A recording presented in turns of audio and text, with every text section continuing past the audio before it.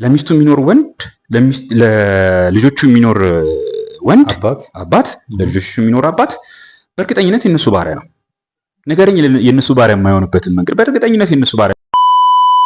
ጤና ይስጥልኝ ሄኒ፣ እንኳን ደህና መጣ። እንዴት አለክ?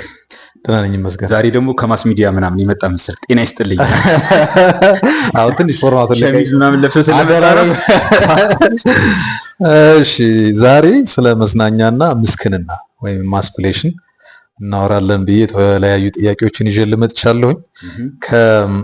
እንግዲህ ላረግ ያሰብኩት ነገር ምንድነው? ይኸው ሙዚቃ የዘፈን ግጥሞችን ነው ማነብልህ፣ ወይም ደግሞ ግጥሞቹን እነግርህና አንተ ከአባወራ ኤክሰለንስ አንጻር ይሄ ነገር ምን አይነት ኢምፓክት ወይም ደግሞ ተጽዕኖ፣ እንግሊዘኛ እያበዛችሁ ነው ተብለናልና በቻልክ መጠን አንተም ቀንስ እኔም ለመቀነስ ሞክራለሁ። ስለዚህ ያለውን ተጽዕኖ እናያለን ማለት ነው። ከዛ በፊት አንድ ሶስት የመግቢያ ጥያቄዎችን ልጠይቅህ። መዝናኛ፣ ኪነ ጥበብ፣ የመዝናኛው ዘርፍ በአጠቃላይ ሙዚቃ፣ ፊልም፣ ቲያትር፣ ግጥም፣ የፍቅር ልቦለድ መጽሐፍት በስነ ልቦናችን ላይ የሚያስከትሉት ተጽዕኖ ምንድን ነው? ከዚህ ጋር ተያይዞ ሁለት ከምትመለስበት በዛው ከዚህ ጋር ተያይዞ ስለ ልቦናችንን ወይም አወር ሳይኪ የሚገነባው ለጥሩም ሆነ ለመጥፎ እንዴት ነው ሳይኪያችን?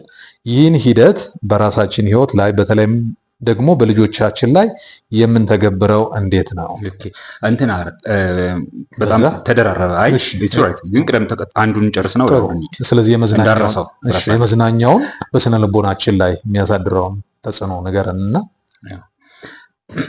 ምንድነው አሁን ላይክ ልቦና የምንለው ጉዳይ ጋር ስንመጣ ሞሮፍ ስሜታችንን ሰብኮንሺየስሊ የምናደርጋቸው ሀቢቶች ከፍተኛ ኢምፓክት አላቸው። ስሜታችንና ሰብኮንሺየስሊ የምናደርጋቸው ስነ ልቦናችንን ኮንሺየስሊ ላይክ አውቀን ሆን ብለን አውቀን አልተራ እናደርገውም፣ አንቀይረውም፣ አንመራውም፣ አንገዛውም፣ አናሰለጥነውም እያለን አይደለም። ላይክ ሳይኪ የምንለውን ነገር ማለት ስነ ልቦና ግን ብዙውን ጊዜ በደመ ነፍስ በልማድ የመቀረጽ እድሉ ሰፊ ነው።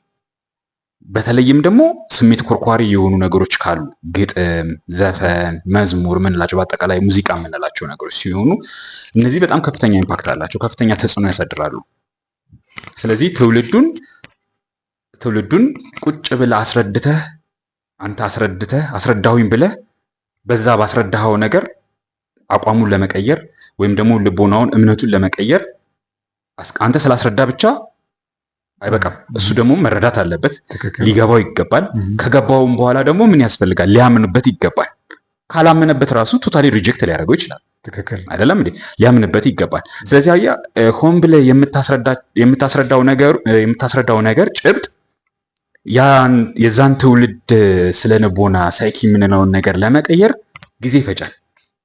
ሆን ተብለህ በማስረዳት በቃላት በጥበቡ በእውቀቱ ማለት ነው። በእውቀቱ አእምሮ ውስጥ ገብቶ አብሰልስሎት ምናምን ያንን ነገር ለመቀበልና ለመረዳት ራሱ ከዛ በፊት የመጣበት ዳራ ባክግራውንድ ዲተርማይን ያደርጋል፣ ይወስኗል አይደለ? ስለዚህ ያንን ነገር ከመጣበት ነገር ጋር ብዙ ካልሄደለት ሪጀክት ሊያደርገው ይችላል፣ ሊንቀው ሊጠየፈው ይችላል።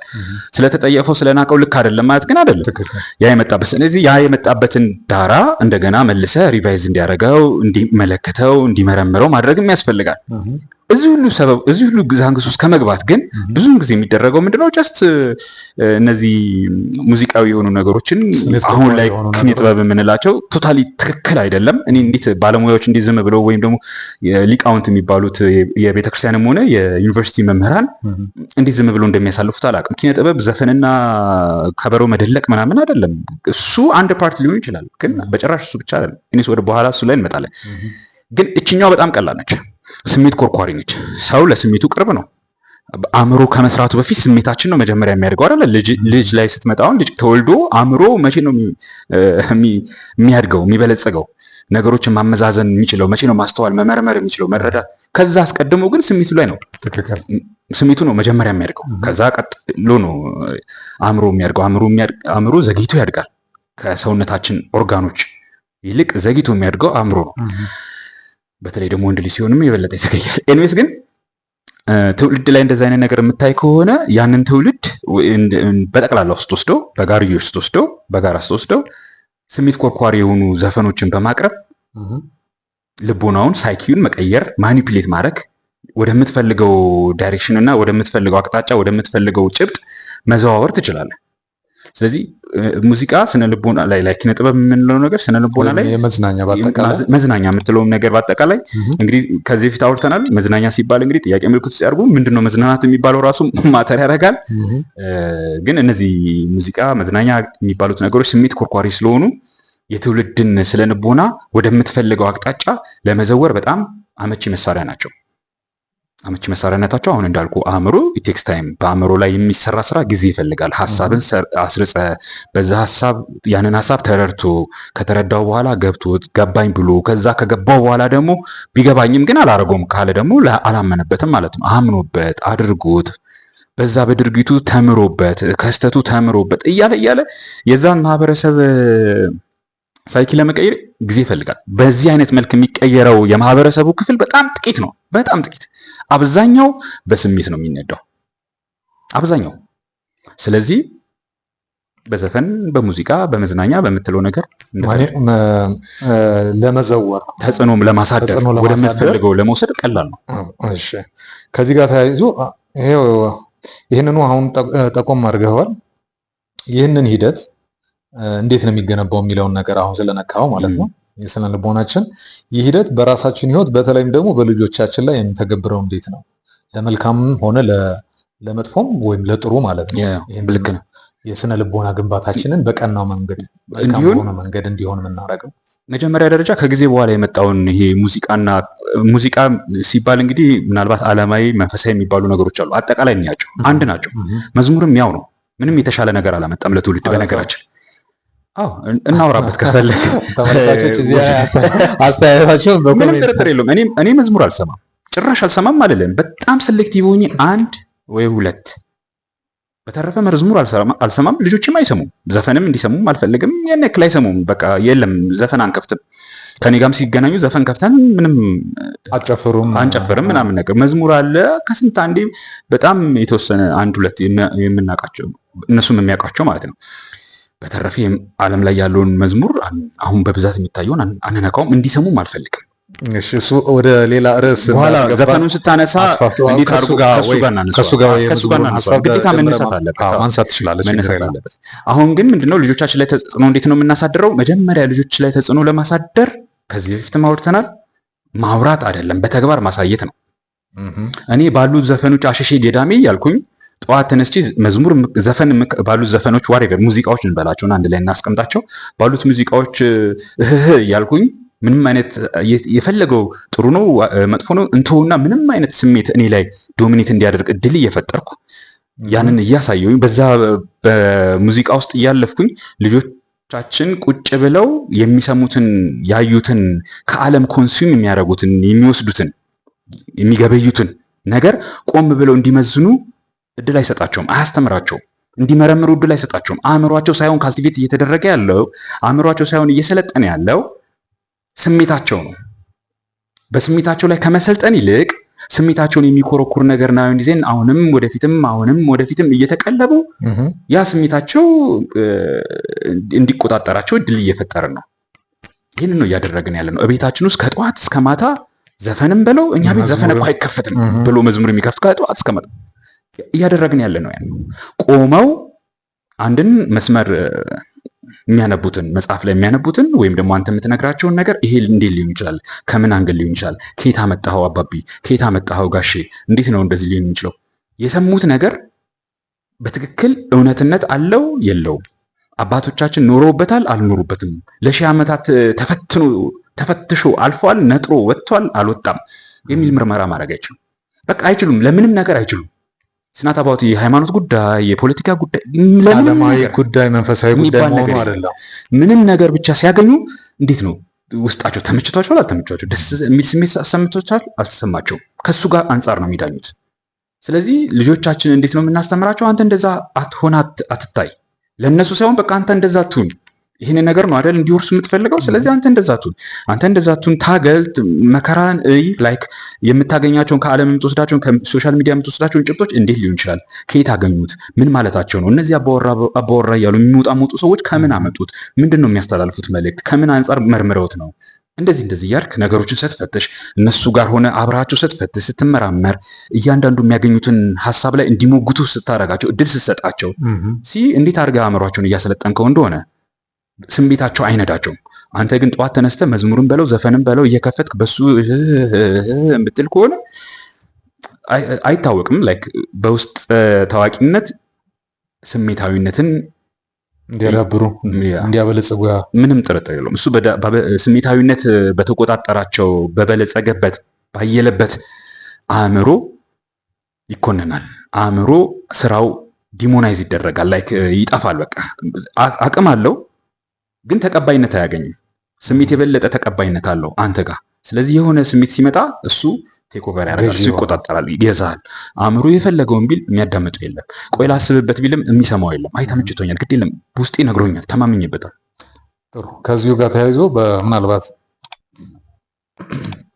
ከቻልክ ባጭሩ፣ ካልቻልኩ በረጅሙ፣ ካልቻልክ ደግሞ ያው እንግዲህ እያንዛዛህም ቢሆን መልሰው ከልጅነታችን ጀምሮ ወደ ውስጣችን ያስገባ ነው ወይም ኢንተርናላይዝ ያደረግነውን ከተፈጥሯችን ፈጣሪ እኛ ውስጥ ካስቀመጠው ከተፈጠርንለትም ዓላማ ጋር የማይገናዘብ ስለ ራሳችን ያለንን አመለካከት እንዴት በምን ነው የምንቀይረው?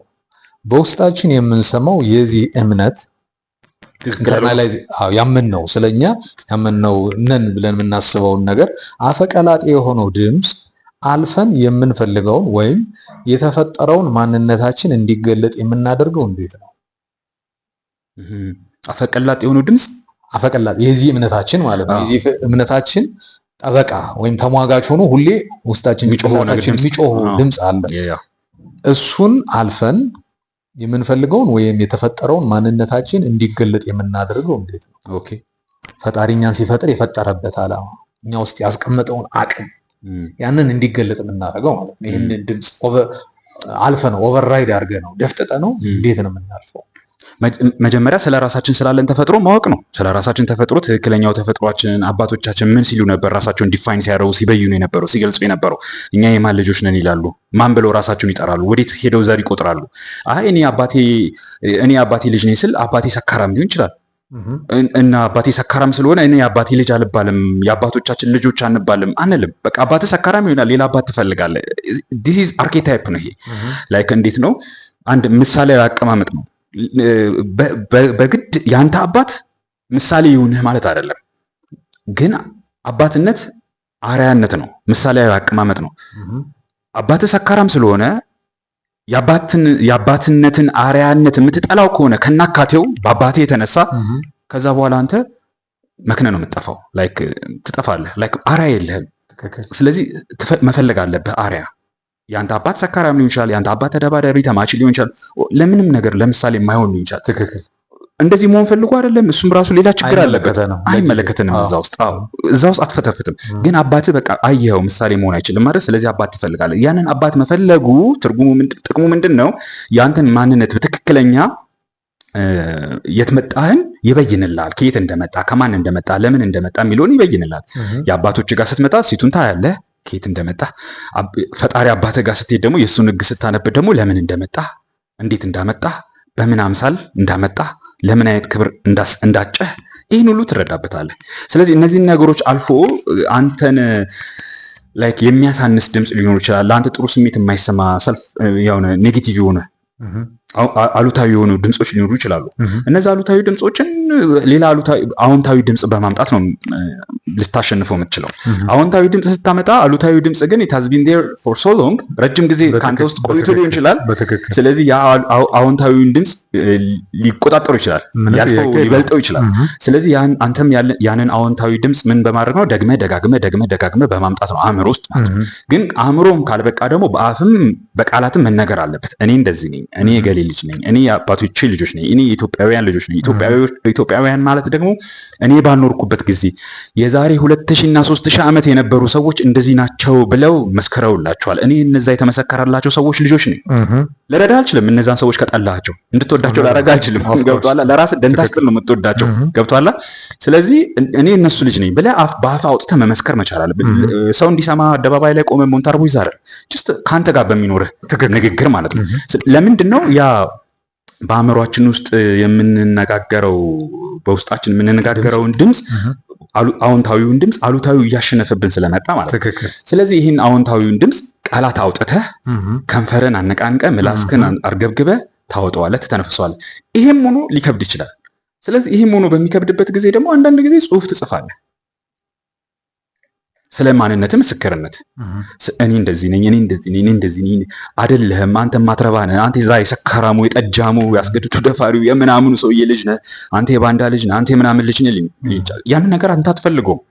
ምክንያቱም ትክክል ስላልሆነ፣ ነውር ስለሆነ፣ ልክ ስላልሆነ፣ ተገቢ ስላልሆነ፣ ኃጢአትም ስለሆነ ሊሆን ይችላል።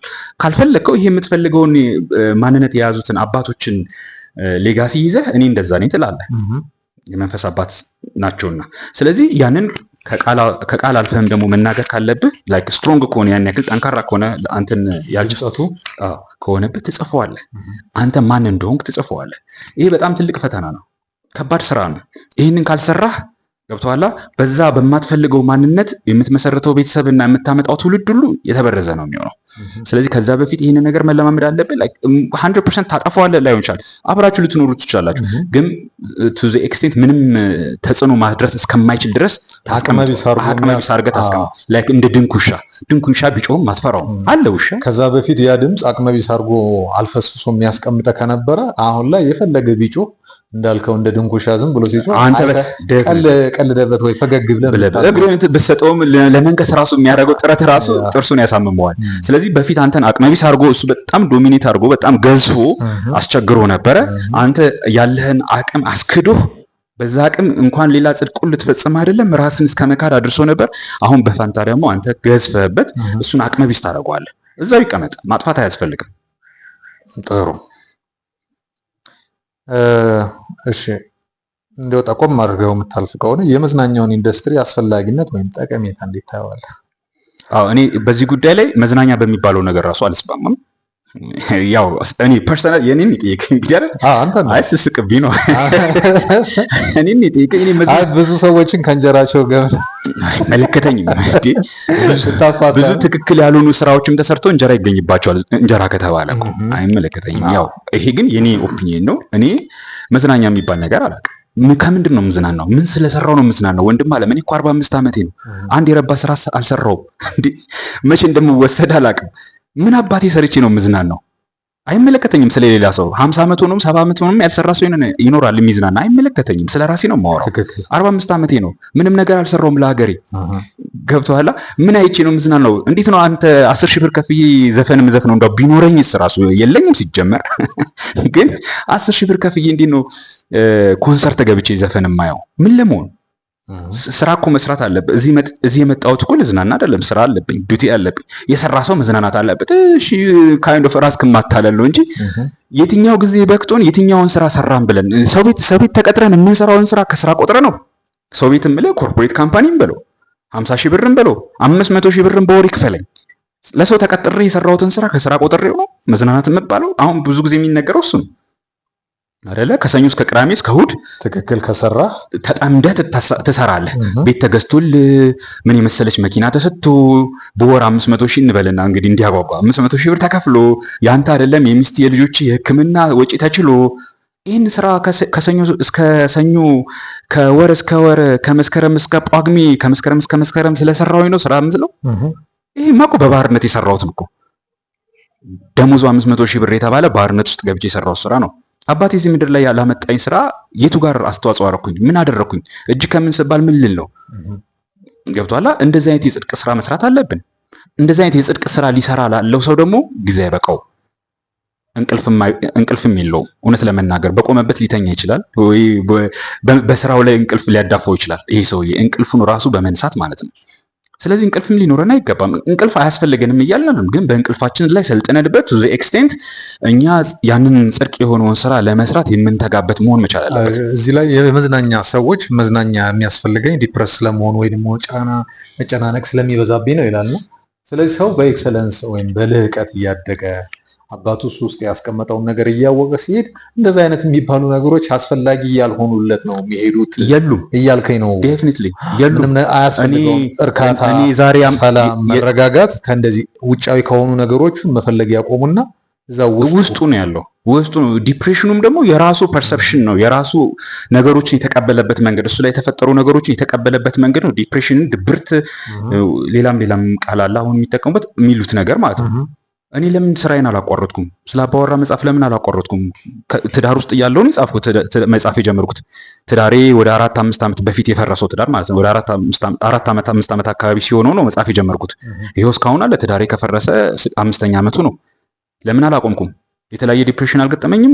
ዲፕሬሽን ከተባለ ወይም ደግሞ ለምን አልገጠመኝም? ትዳር አይደለም ቢዝነስ 1-2 ጊዜ ፌል አድርጌያለሁ። ጀምሬ አቋርጫለሁ። ብዙ ብር ነው ያወጣሁት፣ ብዙ ብር ነው ያጠፋሁት፣ የከሰርኩት። ስራዬን ግን አላቋርጥም። እንቅልፍ የሚነሳኝ ስራ ነው ያለኝ። እምልል ፈልጌ ነው የተስማማንበት አለ ዝም ብሎ ቦል ያ የተስማማንበት የሚታይ እውነታነት አለው። ሰው እንዳልከው ዲፕሬስድ ሲሆን ሲጨነቅ፣ ያ ማለት ግን እውነት ነው ማለት አይደለም። ለዛ እሱ ራሱ ፋብሪኬት ላደረግ አሁን ያው እንግዲህ ለሳይካትሪስት ባለሙያዎቻችን እንግዲህ ስራ የላችሁም እያልከን ነው ወይ ሊሉ ይችላሉ። ለዛ ለዲፕሬሽን ደግሞ መፍትሄ ተብሎ ወይ ዘፈን ወይ መዝናኛ፣ ከሱም በላይ ከሆነ ደግሞ ክኒን ይዋጣል አይደለ? ምዕራባውያኑ አሁን መዘፈኑ መዝናኛውም አላሸነፍ ብሏቸው ወደ ክኒን መቃሙ ገብተዋል። እኛም ወደዛ ነው የምንሄደው። አንተም ማትሰማ ከሆነ የሰው ነገር ይሄ ዲፕሬሽን የሚባለውን ነገር አውጥተህ ማጥል ከሆነ እሱን ካመንክበት ይቆጣጠራል። ዘፈንና መዝናኛ የተባለው ነገር መፍትሄ ሳይሆን ቀርቶ ክኒን መቃም ትጀምራለህ። ክኒን አልቅምም እኔ እንኳን ክኒን አሁን እንዳልኩ ዘፈንና መዝናኛም አያስፈልገኝም።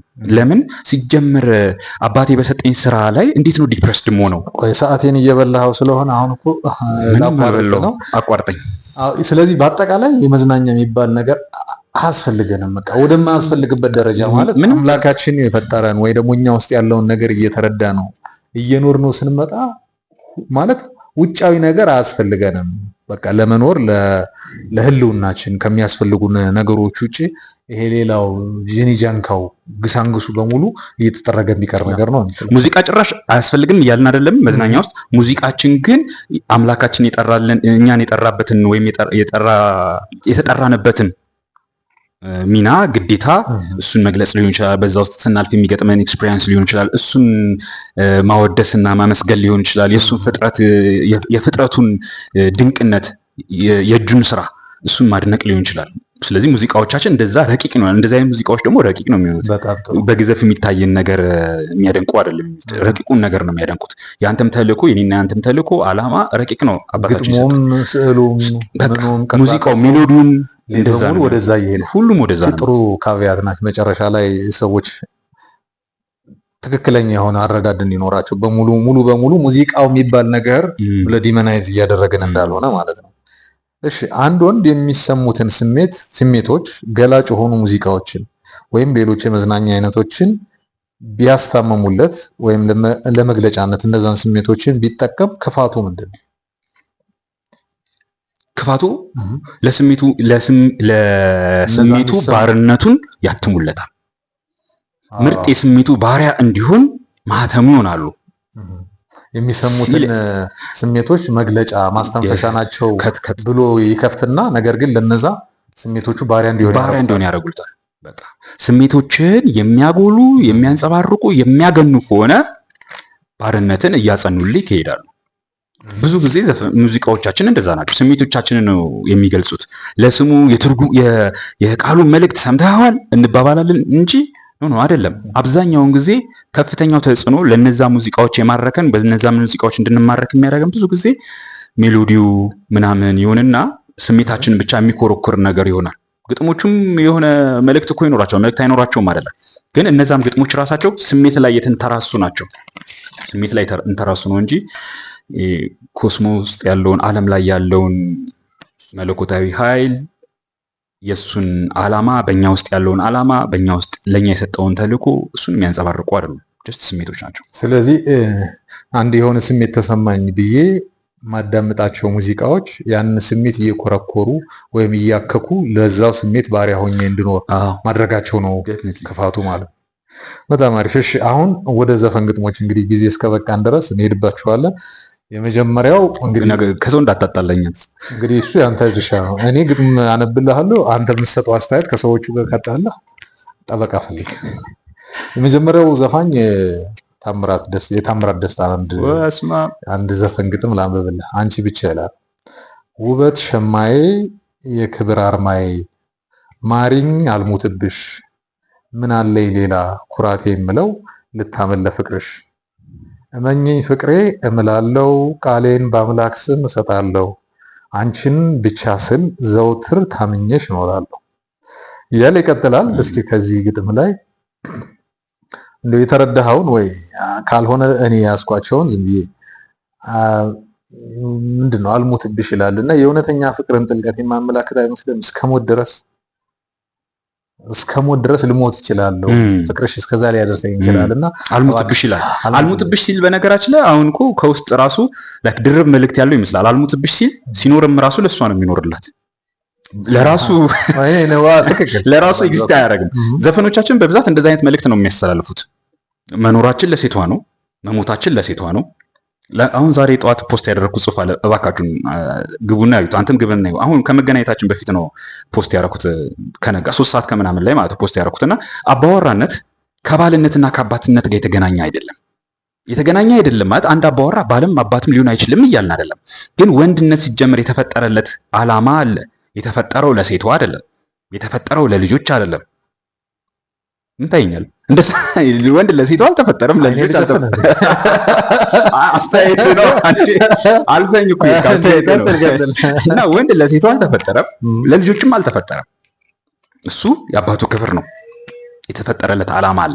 ወደዛ ዓላማ የሚነዳው የሚገዛው የሚጠራው መሆን አለበት። እነዚህ አይነት መልእክቶች ሲተላለፉ፣ ዘፈኖች ወይም ሙዚቃዎቹ ሲተላለፉ ግን ይህን ሙዚቃ የሚኖረው ራሱ ለሷ ነው።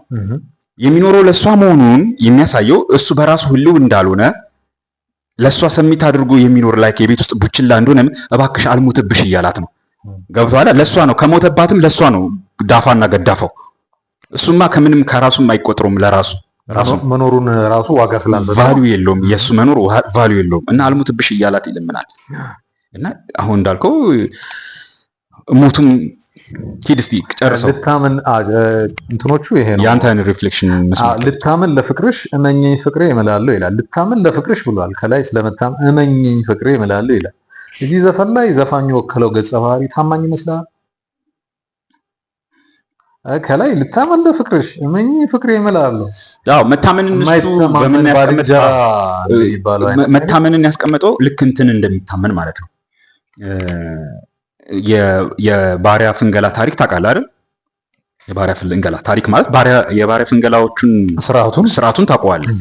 በዛ ውስጥ ባሪያ ፈንጋዩ አለ፣ ተፈንጋዩ ባሪያ አለ፣ የሚሸጠው የሚለወጠው ባሪያ፣ ሻጭ ለዋጩ ደግሞ ነጋዴው አለ፣ ከበርቴው ደግሞ ባሪያዎቹን የሚነግደው ማለት ነው። ያ ባሪያ ታማኝ ባሪያ ይባላል አይደል? ታማኝ ባሪያ ማለት ማለት ነው። ታማኝ ባሪያ ማለት ለአሳዳሪው ለባሪያ ፈንጋዩ ታምኖ የሚያገለግል ማለት ነው። ገብቷል? ታማኝነት አሁን እዛ ጋር ትንሽ ግራ ያጋባል። ይሄ ሰውዬ ምንም ለራሱ የሚታመነው ነገር የለም፣ ለባለቤቱ ነው የሚታመነው። ባርነቱ ነው ታማኝ ያስባለው። ልክ ጃንደርባ ጋር ስትመጣም ባለሟል ጃንደርባ እንደምለው ባለሟል ይባላል አይደለ? አንድን ባሪያ ታማኝ ብለህ ስታሞካሸው፣ አንድን ጃንደርባ ባለሟል ብለህ ስታሞካሸው በባሮቹና በጃንደርቦቹ ዓለም ጥሩ ስም ሊሆን ይችላል። ነፃነትን በሚፈልግ ነፃ ትውልድ፣ በአባቱ መልክ በአባቱ ምስል የተፈጠረ ነፃ ትውልድ፣ ለንግስና የተፈጠረ እንደኛ አይነት ትውልድ ጋር ስታየው ግን ውርደት ነው።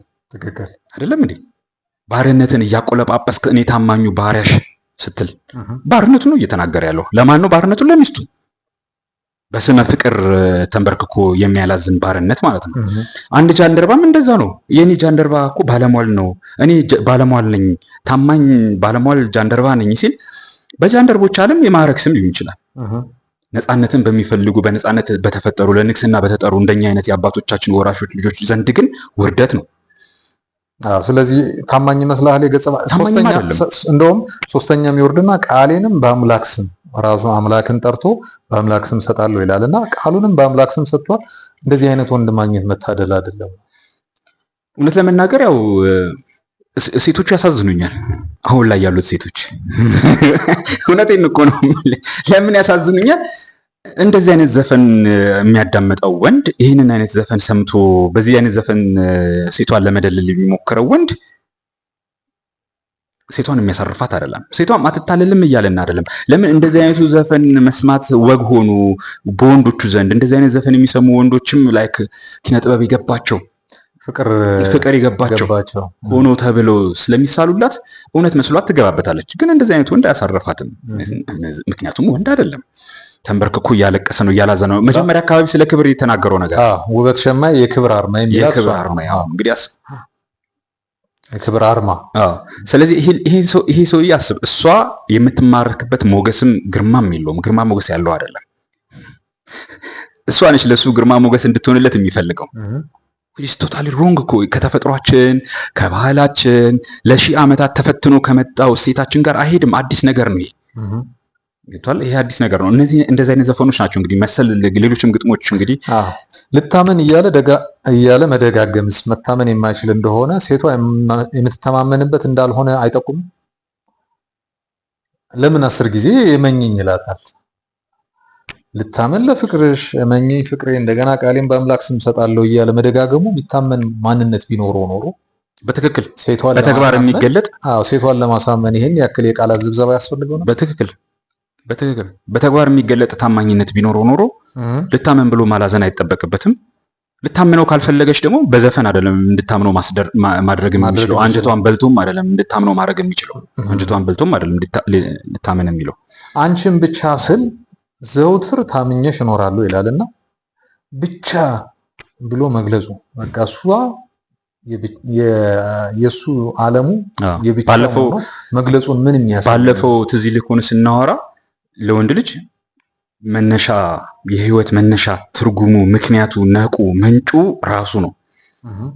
እሱ ውስጥ አባቱን ፈልጎ በተለይ ደግሞ ክርስቶስን ፈልጎ ማግኘት መቻል አለበት እዛ ውስጥ አባቱን። ምክንያቱም የህይወት አስገኛችን የኛ አስገኝ እሱ ስለሆነ ከኛ በኋላ ወደምንሄድበት አቅጣጫ ወደ ተፈጠራንለት ዓላማ ለመሄድ ስንነሳ መነሻ ምክንያታችን እኛ ነን። ሚስታችን አይደለችም፣ ልጆቻችን አይደሉም። ለዚህ ሰውዬ ግን መነሻው እሷ ነች።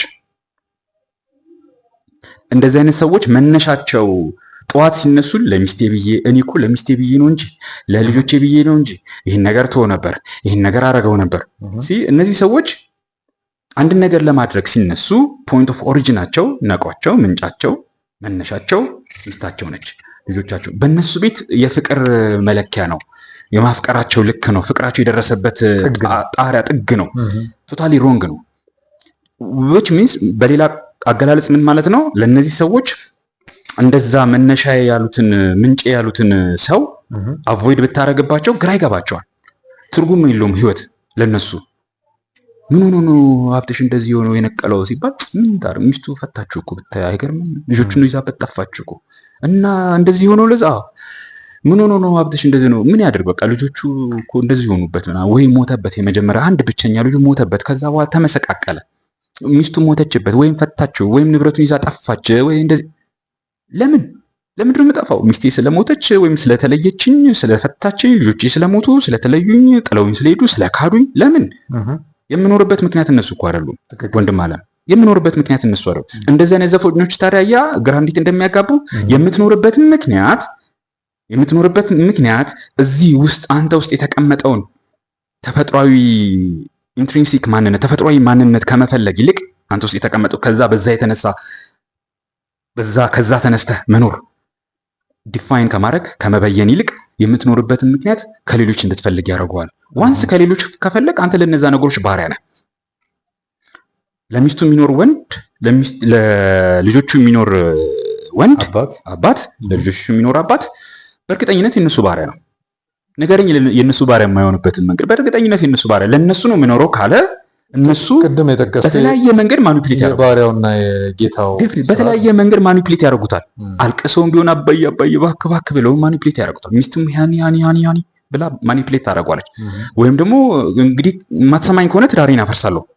በተለያየ መንገድ ማኒፕሌት ታደርጓለች። መንገዱ ሊለያይ ይችላል።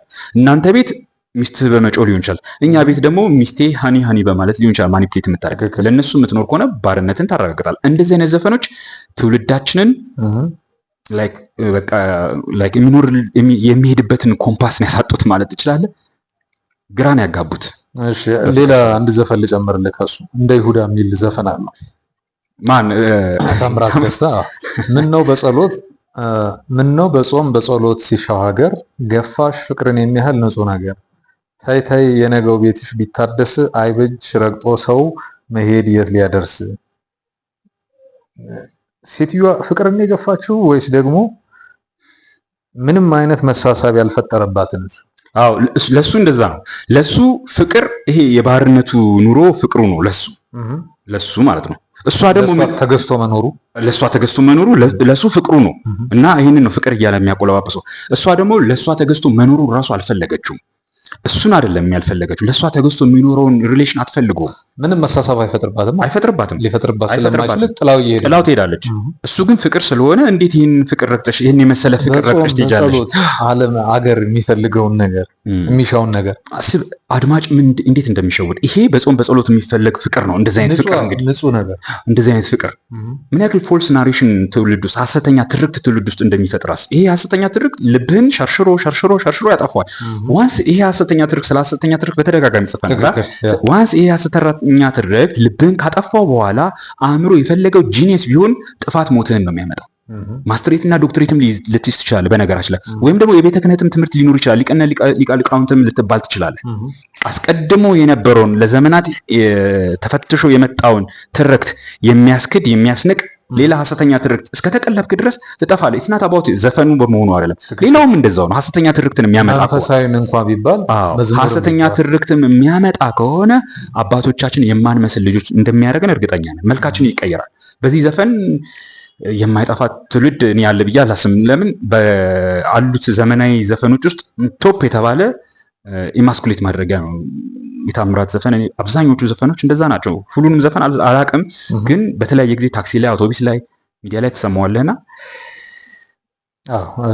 እኔም እስማማለሁ። የሚሰማቸው ሙዚቃዎቹ በሙሉ በጣም እሱ ብቻ ነው ግን እያልን አይደለም። የዘፈን ንጉስና ነገስትን ሙሰራቸው ዘሴም ነው። ካላንቺ መኖር አልችልም ተብሎ ነው የሚለቀሰው። ሁሉም ማለት ይቻላል ተመሳሳይ። አንድ ቀን እንደማጣሽ ምን ነበር በሳልኩት፣ መሄድሽን ባልከፋኝ ልቤን ባሳመንኩት፣ ክደትሽ አሳልፎ ለሐዘን ከሰጠኝ ለእኔ ሲዩዳነሽ ሌላ ቃልም የለኝ ይላል። እንዴት ነው እንደዚህ አይነት ሰብ እያዝን ነው እንዴ ሚስታችን ጋር መኖሩ? አንድ ቀን ጥላይ ልትሄድ ትችላለች። እንደዛ ብዬ ደግሞ ለልቤ ካሳመንኩት ደግሞ ብትሄድም አይከፋኝም እያለን ነው ወይስ? በራሱ ላይ እምነት የለውም። ገብቷላ? በራሱ ላይ እምነት ስለሌለው ሰልፍ ስቲሙ ዜሮ ስለሆነ፣ ዜሮም አይደለም የኔጌቲቭ ውስጥ ነው። በቃ ሰልፍ ስቲሙ እዛ ዜሮ ስለሆነ ኔጌቲቭ ስለሆነ በራሱ ላይ ሁል ጊዜ ስጋት አለበት። ኢንሴኪውርድ ነው፣ ስጋት አለበት። ስለዚህ ከሞላ ጎደል እሱ ሴት ነው እዛ ቤት ውስጥ፣ እሷ ወንድ ነች እና ካለሷ መኖር ስለማይችል ያቀነቅናል። ሁል ጊዜ ወታ ትቀርብኛለች ብሎ ያስባል። ገብቷላ? ጠልፉብኛል ብሎ ያስባል። ያ ነገር ከመጣ ድራሹ እንደሚጠፋ ከዛ በፊትም ተናግረዋል። ስለዚህ ሲችል አባብሎ ሳይችል ደግሞ አኩርፎ ይሄ የኩርፊያ ዘፈን ነው። ትክጅኛለች ትይዛለች ወይ ምናምን ኩርፊያ ነው። ቅድም ደግሞ ሲያባብል ነበር። የቅድሙ ማባበል ነበር። እንደዛ እያደረገ ሲሆን አንጀቷን በልቶ ካልሆነም ደግሞ አሳፍሮ አሸማቆ ማለት መሄዷ ክህደት እንደሆነ ገብቷል። ይህንን የመሰለ ትዳር ክዳ ረግጣ መሄዷ ክህደት እንደሆነ እሷን አሸማቆ ለማምጣት ለመመለስ ይሞክራል። ስለዚህ ሰልፍ ስቲሙ ዜሮ ነው። እንደዚህ አይነት ዘፈን እንግዲህ ወጣቶች፣ ታናናሾች፣ እኔ በበኩሌ ታናናሾቻችን በተቻለ መጠን ዘፈን ኮንሱም የሚያደርጉበትን መጠን ቢቀንሱት እመርጣለሁ። ቢችሉ እንደኔ ዜሮ ቢያደርጉት፣ ከቻሉ ዜሮ ቢያደርጉት ምንም የሚያገኙት ጥቅም የለም። ዘፈን ከሰሙ ተፈጥሯዊ ወንድነታቸውን፣ ኤክሰለንሳቸውን፣ ጥሪያቸውን፣ ተልዕኳቸውን፣ ዓላማቸውን የሚያስታውሳቸው ወደዛ ጽድቅ የሚመራቸው ከሆነ ጥሩ። በተረፈ ግን ይሄ ቶታሊ ይሰልባቸዋል። አለክ ይቀጥላል የእሱ ግጥም። አይ ቲንክ ሌላ የለም ከሱ ሌላ ወደ ሌላ አሉ ካለ ሌላ እሱን እንዝለለውና ይህንን ግጥም ስላልጨረስኩት ነው። አብዱኪ አርጋ ነገር አንድ አለኝ የሚል ከመጀመሪያው አልበሙ ላይ ነው። የፍቅርን ቤት ዝቅ አድርጌ ከልቤ ብሰራው ገባችበት የኔ ንግስት የእሷ ሆነ ስፍራው። እምነቴንም በእሷ ጣልኩኝ ግልጽነቷ አሳበኝ በህይወቴ የፍቅር ንግስት ካለሷስ ማን አለኝ ይላልና እምነታችን እንዴት ነው በሴት ላይ መጣል? የሴትስ ግልጽነት ምን ይመስላል? እምነት አሁን እንግዲህ ያው ብዙ እንትን ላይክ አርጊውመንት ወይም ጭቅጭቅ አለመግባባት ሊፈጥር ይችላል። በተረፈ ግን እምነታችን ከታች ወደ ላይ ነው የሚመጣው መምጣት ያለበት። ልጆች በእናታቸው እምነት ያድራባቸዋል። እናት ወይም ሚስት በባሏ ላይ እምነት ያድርባታል። ባል በክርስቶስ ላይ ወይ በእግዚአብሔር ላይ እምነት ያድርበታል። መተማመኑም እንደዛ ነው። ብዙ ክርክር ያመጣል። ላይክ መተማመን የለባቸውም እንዴ እሱ በሷ ላይክ እምነት ሊኖረው አይገባም እንዴ ይልዋል። ገብቶሃል? እሷ በእኔ ላይ እምነት አላት፣ ምክንያቱም እኔ የቤቱ ገዥ ነኝ፣ የቤቱ ራስ ነኝ፣ ይህ እነሱ መሪ ነኝ፣ የሚስቴና የልጆቼ መሪ ነኝ። ስለዚህ እነሱ ናቸው ለእኔ በእኔ ላይ እምነት ሊያድርባቸው የሚገባው። እኔ በእነሱ ላይ ልመራቸው ባለኝ እኔ እረኛቸው ልመራቸው ባለኝ በጎቼ ላይ እንዴት አይነት እምነት ነው የሚኖር? ተገላቢጦሽ ነው። ገብቷል? ግን ቀላል ክርክር ያመጣል።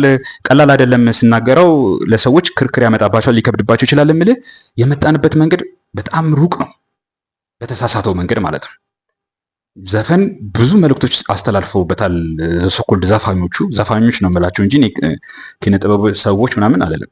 እነዛ ዘፋኞች ብዙ መልእክት አስተላልፈውበታል። ያ ያስተላልፉበት መልእክት ደግሞ ትውልዱን የሄድበት ከሚገባው ልከኛው መንገድ አውጥቶታል፣ ተገቢ ባልሆነበት መንገድ ወስዶታል።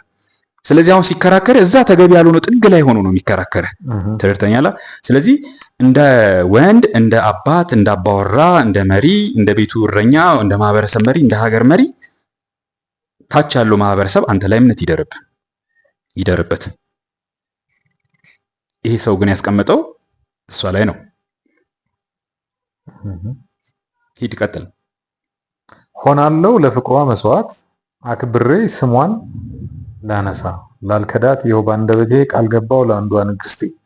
ለፍቅር መስዋዕት ማለት ነው ምንድን ነው? አሁን ሆናለው ለፍቅሯ መስዋዕት ይላልና ለክርስቶስ ማለት ነው። ክርስቶስ ቤተክርስቲያን ወዶና ወይ ይሄ በተለይ ብዙ ጊዜ መስዋዕት የሚባለው ነገር ከመንፈሳዊ አውድ ጋር እየተጎተተ ያለ ቦታው እየተለጠጠ ሌላ ትርጉም ይሰጠዋል።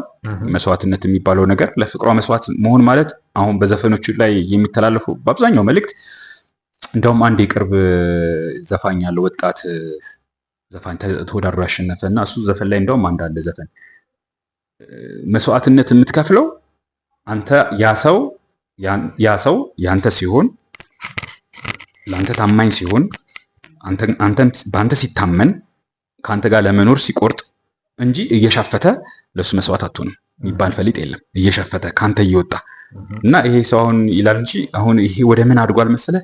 አንድ አሁን ዘፈን ሌላ ቦታ ሄዳ ሌላ ወንድ አግብታ በዛ እንኳን ደስተኛ እንደሆነ ይህም ደስታው እንደሆነ የሚናገር ዘፈን አለ። ረሳሁት ዘፋኙንም ዘፈኑን ብቻ ያው ኮሜንት ጽፍበት ነበር አንድ ሰሞን ዘፈኑ እንደወጣ ያው ታክሲ ላይ ያሰለቻል፣ አውቶቡስ ላይ ያሰለቻል እና ያቺ ሴት እሱን ትታ ሄዳ ሌላ ወንድ ወዳ ከዛ ወንድ ጋር ደስተኛ በመሆኗ እሱ ራሱ ደስታው እንደሆነ ይሄ የሚከፍለውም ዋጋ እንደሆነ ካይንድ ኦፍ እንደዛ ነገር ይመስለኛል። እና ካልተሳሳትኩ በደንብ አላስታውስም። እና አስቡ እንግዲህ ወዴት እንደመጣ የእሱ የነበረች ከሌላ ወንድ ጋር ሆና ያ ከዛ ወንድ ጋር ደስተኛ መሆኗ ደስታው እንደሆነ። ስለዚህ ካኮልዲንግ በትክክል እንደዛ ነው። በትክክል ባጤ ቆይነት ነው። ባጣቆይነት እኛ ባጤ የምንለው ማለት ነው። ባጣቆይ ያደረገችው ይሄን ሰውዬ ባጣቆይ ባጤ መሆኑን ወዶታል። ላይክ ቶታሊኮ አንደኛ ኃጢአት ነው፣ ቀጥሎ ነውር ነው።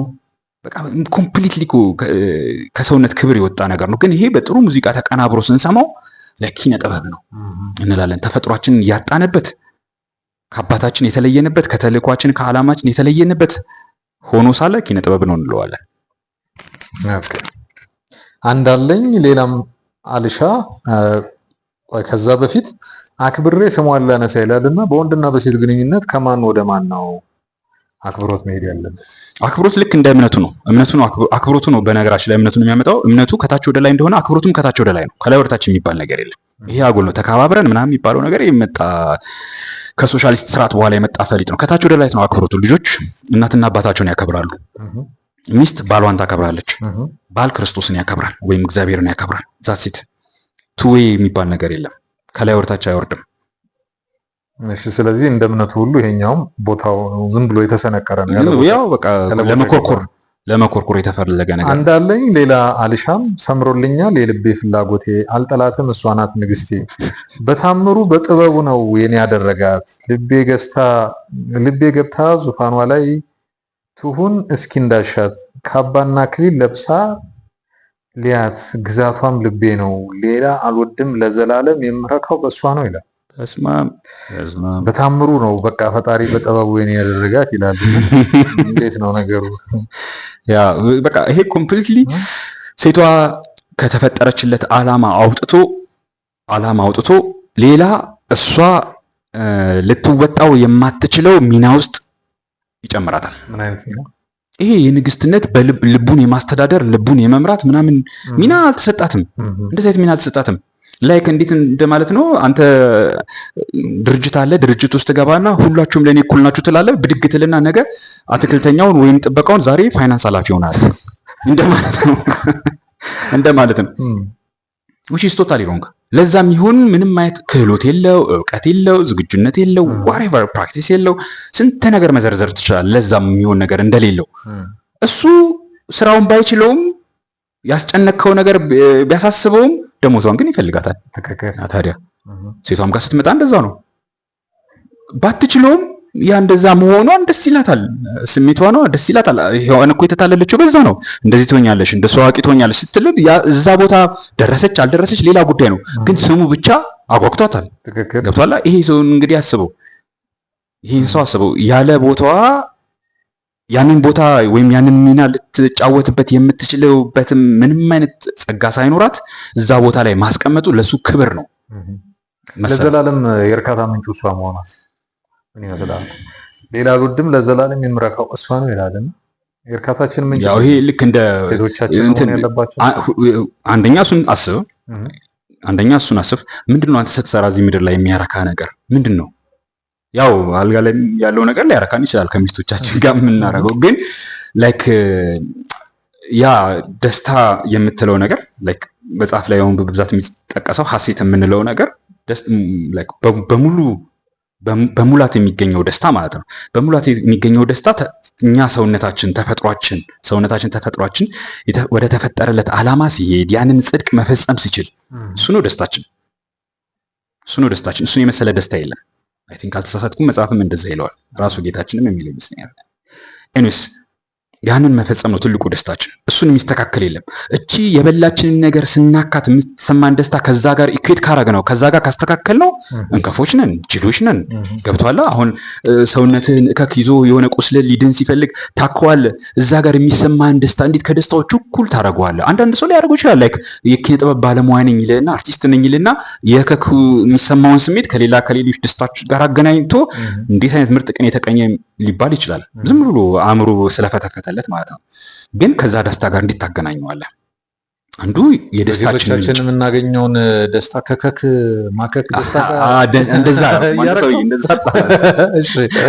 ሲቀጥል ደግሞ ብቸኛዋ እሷ መሆኗ ይሄ አንዱ ትልቁ ትውልዳችንን የሰለበ ነው። የዘመናችን በሽታ ነው አንዱ ይሄም ራሱ ማለት ብቸኛዋ እሷ ላይክ ለኔ የተፈጠረች አንድ ብቸኛ ሴት አለች። የቱ ጋር የሆነ ቦታ አንድ ቀን አገኛታለሁ በባሌም በቦሌም ብዬ በስለትም ይሁን በስለት በሁለተኛ አንድ ቀን አገኛታለሁ ስትል የእንትና ዘፈን ትዝ አለኝ። የወንድሙ ጅራ አለች ቦታ እንደዛ አይነት ዘፈን እንደዛ አይነት ይሄ በቃ ደንበኛ የምስኪኖች ዘፈን ነው። ምስኪኖች የሚዘፍኑት ነው።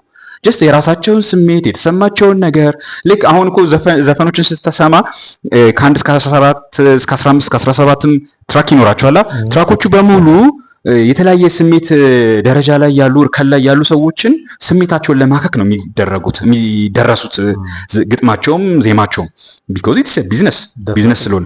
ስለዚህ ሐረር የሚያፈቅራ ሴት ያለችውም ሰው ለሱም ለሐረር ለድሬዋም ቆንጆ ድሬ እየተባለ ለሸገሯም ሸገር እየተባለ የጎረቤት ልጅ ለወደደውም የጎረቤት ልጅ የጃፓንም ለወደደው የጃፓን ልጅ በቃ ታመጣዋለህ። ሁሉንም ታሳካዋለህ። ከዛ ከ14ቱ መቼም አንድ ላንተ የምትሆን አታጣም። 14ቱን እርግፍ አድርገህ ትተውና አንዷን 14 ጊዜ ትሰማለህ።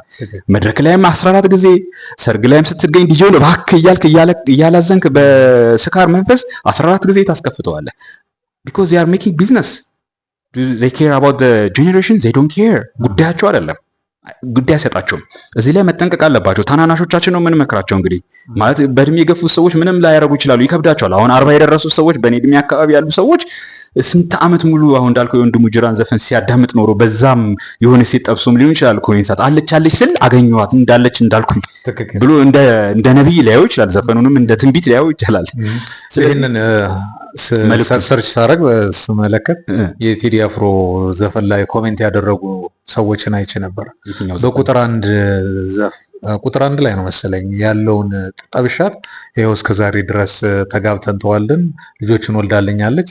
አሁን ደግሞ ቴዲ ለልደቷ የሆነ ዘፈን አሁን አልበሙ ላይ የአሁን አልበሙ ኮሜንት ላይ እኮ ነው የሚጽፉት የመጨረሻው ላይ ዳስ ጣሉ ላይ ነው። እና ለልደቷ የሆነ ነገር ይኖራል ብዬ ነበር እንዳልኩትም አገኘሁት።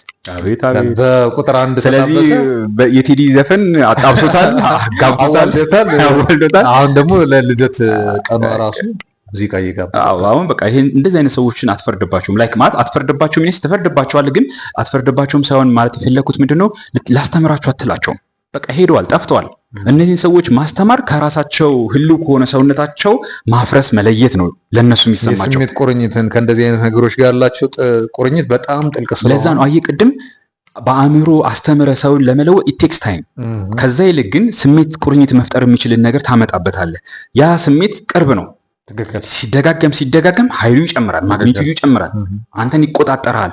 ሶ ዘ ኤክስቴንት አእምሮን መጠቀም እስክታቆም ድረስ ገብቷል። አእምሮ መጠቀም ስታቆም ድረስ ከዛ በኋላ አእምሮን መጠቀም ስትጀምርም ያንኑ ነገር እያበዛ የስሜቱን ነገር ራሱ መልሶ የሚደግፍ ነገር የሚሰጥ እሱ ነው። እና በዚህ መንገድ የጠፉ ሰዎች ልንረዳቸው አንችልም። በቃ ምንም ማድረግ አንችልም። በተለይ ግን ወጣቶች፣ እኛን የምትሰሙ ወጣቶች የሚገርም በጣም ብዙ ናቸው። ከ17 እስከ 30 ምናምን ያሉት ኦዲየንሶቻችን የአባወራ ኦዲየንስ ማለት ነው።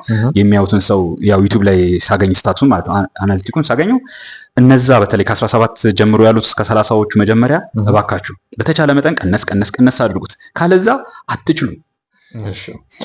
አሁን ደግሞ ወደ አዲሱ አልበሙ የአቡኪያር ቦሊቫር ውስጥ ወደ እንደምነሽ ይላል።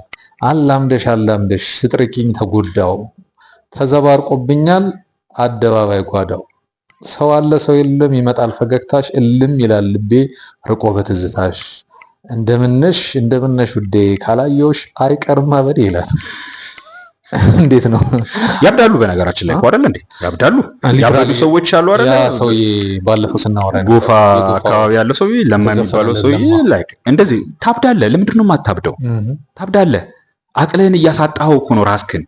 ይኸው ተዘበራርቆብኛል አለ። ምንም አሁን ይሄ ላይክ ሊትራሊ አትውሰዱት።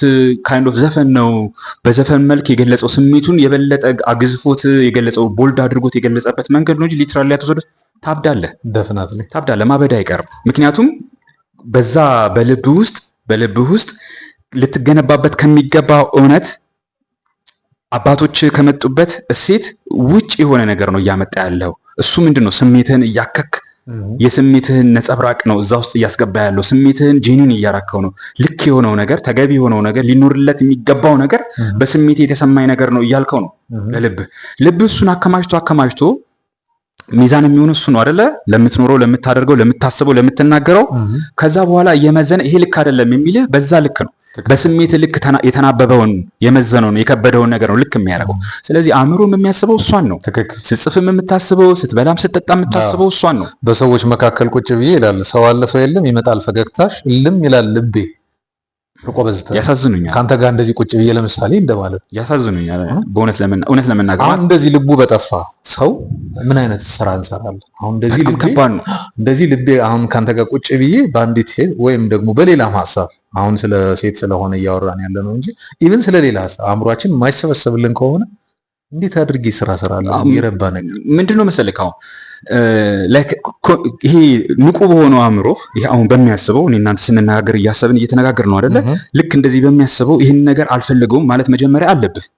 መጀመሪያ ትፈልገዋለህ ወይ? አዎ ላይክ ወድጄ አይደለም ነው የሚልህ። አብዛኛው ሰው ወድጄ አይደለም ነው የሚልህ። በቃ ወድጄ አይደለም፣ እሱም ወዶ አይደለም ነው የሚለው። ወዶ እኮ አይደለም ፍቅር እኮ ነው ይላል። ወድጄ አይደለም ይላል። ምንድነው ፍቅር? ላይክ ይሄ እኮ ጽድቅ የሚሰራ እኮ ፍቅር አይደለም። ሰውነትን እያጠፋው ኢቭን ፍቅርስ ነው ወይ? ፍቅር አይደለም እኮ እያልኩ ነው። ፍቅር እኮ አይደለም እኮ ነው የምልህ። ፍቅር አይደለም። የፍቅር ምንጩ አባታችን ነው። የአባታችን ፍቅሩ የሚያሳብድ አይደለም። አሁን እንደዚህ ስትላቸው ወደ መንፈሳዊነት ይወስዱት። ስለ ሴቶች እያወራ ምንድነው? ስለ አባታችን ይወስዱት። ትክክለኛ ጋይድ ላይ ናቸው። እሱ ነው የእሱ ግና ወደ ጋይድ ላይ ናቸው። ከሴት ጋር እያወራን ባለነው ዳይናሚክስ ፍቅር ካልን የፍቅር ምንጩ ነቁ መነሻው ማን ነው እንዴ? ፍቅር አምላክ አይደለም። እግዚአብሔር አምላካችን ግን ፍቅር ነው። የፍቅር መነሻው እሱ ነው። የሱ ፍቅር ህይወት የሚሰጥ ህይወት የሚዘራ ተስፋን የሚሰጥ ለሌሎች ለወደዳቸው አካላት ለወደዳቸው ግለሰቦች ለወደዳት ነገር ለወደደው ነገር መስዋዕት የሚሆን ነው። ጭዳ የሚሆን አይደለም። የምስኪን ጭዳነትን አይደለም። የምስኪን ጭዳነትን አይደለም። የምስኪን ጭዳነት አይደለም። ለወደድከው ነገር መስዋዕት መሆን አይደለም። ለወደድከው ነገር መስዋዕት መሆን ማለት የተሰጠህን ነገር አውቀኸው ሰልጥነህበት አበልጽገኸው ያንን ጽድቅ እሰራበታለሁ ብለህ ራስህን ስትሰዋ ነው ትክክለኛ መስዋዕትነት። ያንተ የሆነውን ነገር ለመጠበቅ እንጂ ተስፋ ቆርጠ ያንን ሰው ምናልባት መልሳለሁ በሚል ተስፋ ልቡን ለማራራት ምናምን ብለህ ኮስምነ ደይተህ አላዝነ ተጨማልቀ ተስፋ ቆርጠ የምትሞተው እንደው አንገት ላይ ገመድ ባታስገባም በረኪና ባትጣም ቆሽታሮ እንዲሁ ልብ ድከም እንደዚሁ ነው። እንዲህ ደህና ልጅም አለ ምን ያደርግ በቃ ያቺ ልጅ ወደደ ከሷ ሌላ አያውቅም። እባክህ አልነው እምቢ አለ። እሷ ጥላው ሄደች ወይ ዋሬቨር። ከዛ በኋላ እኮ ነው እንደዚሁ ነው ቶታሊ በቃ ትክክል ያልሆነ ነገር እና ቢያሳብድ አይገርምም። ይሄ ያላንቺ ኑሮ ሊያሳብደኝ ነው ዘንድሮ አቅም አሳጥቶኛል ከሰው ጋር መኖር ከብዶኛል። አሁን ያልከው ሀሳብ ማለት ነው። ምን ነው እያሉ ጥያቄ ያበዙብኛል። አሁን ያልከው ሰዎች ደራሲ ብትሆን ዛዋታ አይቀር ባለፍኩበት ጎዳና ይጠቋቆምብኛል። እኔ በናፍቆት ብዛት ራሴን ጥዬልሻለሁ፣ እሷስ ብቻዋን እዛ እንዴት ትሆንላል? እዚህ ራሱን ጥሏል በናፍቆት ብዛት። ከዛ ደግሞ እንዲህ ራሱን ጥሎ ደግሞ የሚያስበው እሷስ እዛ ደግሞ እንዴት ትሆን? የምስኪን ፍቅር ያ ነው። የምስኪን ፍቅር እሱን ድራሹን የሚያጠፋው ነው።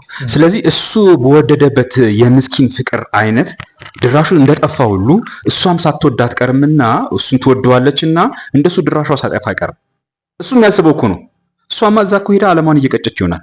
ምን ጥያቄ ያለው ከሱ ከተገላገለች በኋላ ግን እሱ በሱ ቤት እንደሱ ድራሹን ያጠፋው ፍቅሯ እሷንም ማስጨንቋት ሊሆን ይችላል ብሎ ሊያስብ ይችላል። ወፈፍ አድርጎኛል፣ ያስቀበጣጥረኛል፣ ብቻዬን አወራለሁ ምትሰሚኝ ይመስለኛል። የኔ ጤና ተዛብቶ መስመር እያስለቀቀኝ የአንቺ ነገር ብቻ ነው ጧት ማታ የሚያስጨንቀኝ። እንዴት ነው እንደዚህ መሆን? የፍቅር መገለጫ ነው። ኦብሴስድ ሆኗል። ቶታሊ ኦብሴስድ ሆኗል። ተይዟል። ምንም እድለኛ አይደለችም። ምንም እድለኛ እውነት ቅድም ብያለሁ። ሴቶቻችን ያሳዝናል። ጤናው ተዛብቶ ሴቶቻችን ያሳዝናል። እየቀበጣጠረ ሴቶቻችን ያሳዝናል። ጧት ማታ ግን የሚያሳስበው የሚኖርለት ዓላማ የሌለው ለመኖር ጠዋት ለመነሳት ካልጋው ለመውረድ ፊቱን ለመታጠብ ሽንት ቤት ሄዶ ለመጸዳዳት እሷ ምክንያት ሆና የምታስፈልገው ወንድ ማግባት ማለት ጋድ ሴቶች ያሳዝኑኛል። እኔ ሴት ልጅ በህይወት እያለሁ እንደዚህ አይነት ወንድ ልጅ አታገባም ወይን ላይ ያለ ቀደምከኝ። አሁን ሌላ ጥያቄ እዛ ላይ ነበረ። ሴት ልጅ አይደለም የቆሰቆስከኝ ነው። እሺ ይሄንን ሌላ ይሄው አልበሙ ላይ የእሱ በጣም እንትን ስላለኝ ሶስተኛ ጨምሬያለሁ። ምን ጥያቄ አለው የሚል ዘፈኑ ነው። ከነስህተቴ እስከነ ችግሬ ሁሉም ሲሸሸኝ ቀርበሽኝ ፍቅሬ ሰው ባጣሁበት በዛ ክፉ ቀኔ ያላንቺ ማን ነው የቆመ ከጎኔ እወድሻለሁ ምን ጥያቄ አለው እድሜ ላንቺ ፍቅርዬ ዛሬ ተቀይሬያለሁ ወደኩ አለቀልኝ ስል ተስፋን ባንቺ አይቻለሁ። እንዴት ነው እንዲች አይነት ሴት ደግሞ ማግኘት? ውሸት ነው። ሞመንት የቀየረችው ጊዜ እንደሱ የሚያስጠላት ሰው የለም።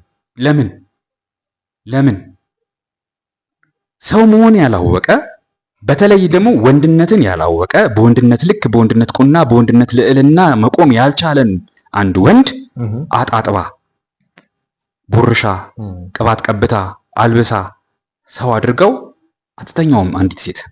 ይሄ እኮ ልጇ ነው። ወንድም አለም የመጀመሪያ ልጇ ነው ወይ የመጀመሪያ ልጇን አትተኛም ሴት ልጅ። ገብቷል? በቃ አደረሰችው ለቁም ነገር። አሁን ባል ትፈልጋለች። እሱን አትፈልገውም። ባል ትፈልጋለች። እንደዚህ ያላበጀችው ወንድ እንዴ ፍሮም ስክራች አንስታ ያበጀችውን ወንድ እንዴት ነው እሱ ፍቅር ሊይዘው ይችላል? እሱን ፍቅር ሲይዘው ደግሞ በሚስትነት ወግ አይደለም የሚወዳት፣ በእናትነት ወግ ነው። የእናትነትና የሚስትነትን ወግ አልተለየለትም። ስለዚህ ልክ እንደ እናቱ አስብ። ፖፖ ላይ አስቀምጣም በለው እግሯ መሀልም አድርጋ በለው አጣጥባ ሰው አድርጋ በሰው መካከል አቆመችው። በሰው መካከል መቆም አይችልም ነበር። በሰው መካከል መቆም አይችልም ነበር። ሁሉም ሲሸሸኝ ዴፊኒትሊ በቃ በሰው መካከል መቆም አይችልም ነበር። በሰው መካከል እንዲቆም አደረገችው፣ ሰው አደረገችው። ከዚህ በኋላ እንዴት አድርጋ ነው ከሱ ጋር የምትኖረው? ግን ያው ይፎግሩናል ላይክ እንደዚህ አድርጋችሁ ምናምን ቶታሊ ሮንግ ነው። አንድ ወንድ ልጅ ሴቷ ከመምጣቱ በፊት እኛ በባወራ ስልጣናችን ያው በዲስከሽናችን የምናወራው ስንገናኝ የምናወራው አንድ ወንድ ልጅ ለሴት አይደለም ወንድ መሆን ያለበት፣ ለተጠራለት ዓላማ ነው። የእግዚአብሔር ክብር ነው፣ የክርስቶስ ክብር ነው፣ የክርስቶስ የክብሩ መገለጫ ነው። ስለዚህ ለተጠራለት ዓላማ አስቀድሞ መዘጋጀት መሰልጠን አለበት። እንደዛ ነው ማደግ ያለበት። ወደዛ ዓላማው ነው መነሳት ያለበት። ስህተትና እስከነ ችግር የምትቀበለኝ ሴት ትመጣለች ብሎ እየጠበቀ አይደለም። ሲጀመር አንዲት ሴት እንደዚህ አይነት እንከፍነት ውስጥ ያለን ወንድ ለምን ነው የምታገባው? ለምን የቤት ስራ ራሷ ላይ ትጨምራለች? ወንድ ጠፍቶ ነው እውነት ያንን ወንድ ሌላ ቶፒክ እንዳላመጣ። ቁም ነገሩ ግን ምንድነው ይሄ ሰው ወደ ማግባት ሲመጣ ፐርፌክት መሆን ባይችልም እንኳን ፐርፌክትም እንዲሆን አይጠበቅበትም፣ ግን ወደ ኤክሰለንስ ስትራይቭ ማድረግ አለበት አይደል? ራሱን ወደ ልዕልና ማሳደግ መቻል አለበት። ራሱን ወደዛ ወደ ልዕልና እያመጣ ያለ ወንድ ነው በሌላ ኃላፊነት መደረብ ያለበት። ሴት አምጥቶ ልጆች አምጥቶ ማስተዳደር የሚባለውን ኃላፊነት መደረብ ያለበት አይደለም። ወዳጅ ዘመድር እኮ ስጨነቅ ስከፋ ሲውጠኝ ጨለማ ራሴን ጥዬ እያየሽ ፍቅርሽን ሰጠሽኝ ይገርማል ያንቺማ። ፍቅር እንዴት ነው? ከማን ወደ ማን ነው ቻናል መደረግ? ይሄ ፍቅር እየተባለ አሁን እነዚህ ዘፈኖቹ የሚያነሱት ነገር እውነት ያ ምንጩ የታወቀው የተረዳው አይነት ምንጭ አይደለም ፍቅሩ። ያ ሳይሆን ዝም ብሎ የስሜት እከክ ነው። እከክልሽ ነው። ገብቷል። ጀስት የወሲብ ፍላጎታችን ስለተነሳሳ በዛ የወሲብ ፍላጎታችንን ለማስተንፈስ የምናደርገው የተራክቦ እንቅስቃሴ ስሪያ ድሪያ እንደዛ ብለህ ቁጠረው። እሱን ነው በዘፈንና በግጥም ምንኳኩለው አድርገን የምንሰማው ደጋግመን የምንሰማው እንጂ ይሄ ፍቅር አይደለም። እሷን የሚማረካት ነገር ያ መሆን የለበትም። የልጁ መውደቅ፣ አቅመቢስነት፣ ስንፍና፣ ውርጋጥነት ይሄ እንዴት አንዲት ሴት ልጅን ማርኮ እሱን ልስራው ትላለች? ሲውጠኝ ጨለማ ይላል። እንደዚህ አይነት ደረጃ መድረስ አለበት። ራሳችንን ጨለማ ውስጥ ወድቆ ሊሆን ይችላል። ከጨለማ ውስጥ ግን መውጣት ነበረበት እንጂ እሱ አይደለም ነበር። እሱ ነው ራሴን ጥዬ እያየሽ ፍቅርሽን ሰጠሽኝ ይገርማል ያንቺ። እሷ ነች እንግዲህ መንጭቃ ወጣችሁ ከዛ ጨለማ ውስጥ ማለት እንዳልከው ሊወድቅ ይችላል። ጨለማ ውስጥ የሆነ አይነት ነገር ውስጥ ወደቀ። እሷ ነች መንጭቃ የምትወጣው። እንደ ምንድነው ጃም ሞተሩ እንግዲህ እሱ ከወደቀበት ጨለማ አውጥታው ሊሆን ይችላል እኮ ከወደቀበት ጨለማ። ግን አንድ ወንድ አይወጣም ይወጣም አይችልም። እንዳልከው ቅድም እንዳልከው የወሲባዊ ስሜታችን እሱን እንግዲህ የነበረበትን ቦታ ላቅማ ጨለማው ማተር ያደርጋል። የነበረበት ጨለማ ምን አይነት ነው? ባወራ ስልጣናችን ላይ የምንለው ነገር ምንድነው? አንድን ወንድ የሚያደርገው ሴት ነች እንዴ? አይደለም። እና ታዲያ እሷ ካወጣችሁ ወይም ይሄ ግንኙነት የወሲባዊ ተራክቧቸውን ለማርካት አሁን ለምሳሌ ሊሆን ይችላል። ኖ ማውጣት እኮ ስልክ አሁን ከዚህ ውስጥ እቺ ሰውዬው ለምሳሌ ተመልሶ ጨለማ ውስጥ ነው። ምንም ጥርጥር እኮ የለውም። ይሄ ሰውዬ አሁን ለምሳሌ ባንክረፕት ሊሆን ይችላል፣ መጀመሪያ ከስሮ ሊሆን ይችላል። እቺ ሴት ሀብታም ናት። ስለዚህ የሆነ ነገር ትፈልጋለች፣ ልጅ መውለድ ትፈልጋለች። ስለዚህ የሆነ ሰው ትፈልግና ይሄን ሰውዬ ከድህነት አምጥታ አግብታው ልጅ እንዲወልድላት ልትፈልግ ትችላለች። ከዛ ከድህነት መውጣቱን እሱ ከጨለማ ወጣሽ ብሎ ይዘፍነዋል። አዎ ቅድም እኮ ያልኩት ለዛ ነው። ጨለማ የሚባለው ነገር የትኛው ነው ማተር ያደርጋል እኮ ያልኩ ነው። እሱ ያንን ጨለማ ብሎት ነበረ፣ በብዙ ኪሳራ ውስጥ ነበረ። ያቺ ገንዘብ ያላት ሴት ከዛ ከድህነት የሚከፈለውን ዕዳውን ሁሉ ከፋፍላ አጣጥባ ምናምን አምጥታ ለዛ አብቅተዋለች። ያንን ከጨለማ መውጣት ብሎ አስቦት ሊሆን ይችላል። ግን ጨለማውን እንጂ ተቀያየረው ሌላ አይነት ጨለማ ውስጥ ነው የገባው። ምንም ጥያቄ የለው። እኔ ወጥቷል አላለም። እኔ እወድሃለሁ ራስን ጠብቅ እያልሽኝ ጠዋት ማታ። አሁን እዚህ ጋር ቅድም ያልከው ነገር እየመጣብኝ፣ ሴቷ እየደወለች እወድሃለሁ ጠዋት ማታ ትለዋለች፣ ራስን ጠብቅ። አንዳንዴ ይመስለኛል ተልከሽ ከጌታ እንዲህ እያለች ነው የምትቆጣጠረኝ ሴት ባገኝ እንዴ ምን ትመክረኛለህ? ማታ እየደወለች ራስን ጠብቅ ወድሃለሁ የምትልኝ እግዚአብሔር ይርዳ ነው እንጂ ምንም ከጌታ የተላከችልኝ ማለት ነው። እንደዛ ብለህ ካስቀምጥካት በኋላ እኔ ከዛ አላወርዳት የተላከች አይመስልም? ከጌታ በጭራሽ አልተላከች። ከሌላኛው ወገን ቅድም እንዳልኩን ያልተሰጣትን ያልተለየላት ለእሷ ያልተለየ ቦታ ላይ ሚና ላይ ነው ያስቀመጥካት። ባልተሰጣት ጸጋም ደግሞ ተወጪ እያልካት ነው ያንን ሚና እና ለእሷ በጣም ራስ ምታት ነው፣ ከባድ ነው፣ የማትወጣው ነገር ነው። አንተ በዘፈን እየዘፈንክ ላይ ጥሩ የፍቅር መግለጫ ነው ብለህ ታቆለጳጵሳታለህ እንጂ እሷን እየዶልካት ያለው እያስቀመጥካት ያለኸው የማትወጣው ሚና ላይ ነው። ቅድም እንዳልኩ የማይሆን ፖዚሽን፣ ክህሎቱም እውቀቱም ፕራክቲሱም ልምምዱም የሌላት ቦታ ላይ ነው። እሺ ይናቂና አሽሟጣጭ በበዛበት ዓለም የወደቀን ሰው የሚያከብረው የለም። ሁሉም ማጣጣል ማሳነስን ለምዶ ተስፋ ያጣን ሰው ያዋርዳል ንዶ። የወደቀን ሰው አግዞ እንደማንሳት እንደ ጥሩ ዜና በዓለም አዳረሷት። ፍቅሬ ወደሽኛል ከነ ምናምኔ ምን ጥያቄ አለው ወድሻለሁ እኔ ይላልና ቅድም ጥያቄው ሴት ልጅ ለእንደዚህ አይነቱን ወንድ መስጠት ምን ይመስላል? ከነ ምናምኑ ብትወድ ስንት ልጆች እናት አድርጊ 2 ሴት ልጆች 2 ሴትና 1 ወንድ ልጅ ለጊዜው አለ። አይ ሴቶቹ ላይ ያው እንዴት ነው እነዚህን ሴት ልጆች አንድ ሰው እንከን የለውም እያልን አይደለም። እንከን የሌለው ወንድ አለ እያልን አይደለም አይደለ? እንከን የለሽ መሆን አንችልም። እንከን ይኖረናል። እንከን ዘሞመንት ያወክ ጊዜ ግን የምታስወግድበት እውቀት፣ ልምድ፣ ሰርክል ኦፍ ፍሬንድስ ላይክ የወንዶቹ ህብረት ያባወራው ማህበረሰብ እንደምንለው እንደዛ ያስፈልጋል። እሱ አይደለችም ወቃሽ ነቃሽ ቶታሊ ሮንግ ነው። አሁን ምንድነው የተደረገው መሰለ? በፍቅር ሰበብ ወንዱን ከወንዶች ኮሚኒቲ አወጡት። ጓደኛውም፣ ቤስት ፍሬንዱም፣ ሶልሜቱም፣ ፍቅረኛውም፣ እናቱም፣ ሚስቱም፣ እህቱም፣ ልጁም ምን ያልሆነችው ነገር አለ? which is totally wrong እኮ። ይህን ሁሉ ነገር ልትሆን አትችልም። ለዚህ አልመጣችም። ትክክል። ግን ሆን ተብሎ የተሰራ ደባ ነው። እንደዛ ብዙ ኢንተርቪዎች ላይ እንደዛ ሲሉ ሆን ተብሎ የተሰራ ደባ ነው። ሆን ተብሎ የተሰራ ነው። በዘመናዊነት ሰበብ የተሰራ ደባ ነው። ወንዱን ከወንዶች ኮሚኒቲ ቢሄድም እንኳን እንዳው አረቄ ከመጠጣት ቢራ ከመጠጣት ወይ ጫት ከመቃም ብቻ ምንም እርባና የሌለው ስራ ከመስራት ያለፈ ወደ ልዕቀት የማያደርሰው ጉድኝነት፣ ወዳጅነት እንደዛ ሊሆን ይችላል። በተረፈ ግን እሱንም ቢሆን ነጥላ ሴቷ ወደ እንትን ነው የምታመጣው። ላይክ ወደ እሷ ብቻ ነው የምታመጣው። እሷ እነዛን የወንዱን ችግሮች መቅረጽና ማነጽ አትችልም፣ ማስተካከል አትችልም። ስለዚህ ሴት ልጅን አልሰጥም ለእንደዚህ አይነት ወንድ ነው የምትለው? በጭራሽ አይ ዶንት ቲንክ እነሱ እንደዚህ አይነት ወንድ ይመርጣሉ ብዬ አላስብም። ለምን አባታቸውን እያዩት አብረው የሚያሳልፉትን አባታቸውን እያወቁት። እሺ አንድ ዘፋኝ ጥቀስና ከዛ ተወሰኑትን ዝም ብለን ጠቀስ አደርጋቸዋለሁ። የቴዲ አፍሮ ከመዝሙሩ ጋር ያለውን ነገር እናገናኘውና ሰዓታችን እንዳይወስድብን። ዘፈኖቻችን አያልቅም። በጣም ጥሩ። ዘፈኖቻችን አያልቅም። የትኛውም የንጉሠ ነገሥት፣ ንጉሥ፣ ልዑል የምትሉት ዘፋኝ ሁሉ እንደዛ ነው። አብዛኛው ዘፈኑ ማለት አንድ ስለ ሀገር አንድ ስለሆነ ነገር ሊያወራ ይችላል። በተረፈ ግን ስለ ሴት ፍቅር ካልዘፈነ አይሸጥም። የአብዱኪያር እዚሁ የጠቀስኩት አልበም ላይ የመጀመሪያው እንትኑ ዘፈኑ በጣም አሪፍ በርታ ነው ምናምን የሚል አሪፍ ዘፈን አለው። ግጥሞቹም እሱን የገጠመው እስክል ድረስ ማለት ነው። ሳየው እሱን የገጠመው እንዳልከው የሆነ አይነት ነገር ስለ ሀገር ወይ ስለ እንደዚህ አይነት ነገር ሊገባ ይችላል። ድሬስት ግን እንዳለ ብሰማው በቃ አብዛኛው እንደዛ ነው። ሐሰተኛ ትርክት የሚያስብለው ለዛ ነው። ገብቷል። የትውልድን ልብ የሚያጠፋ ማለት ውሸት አይደለም።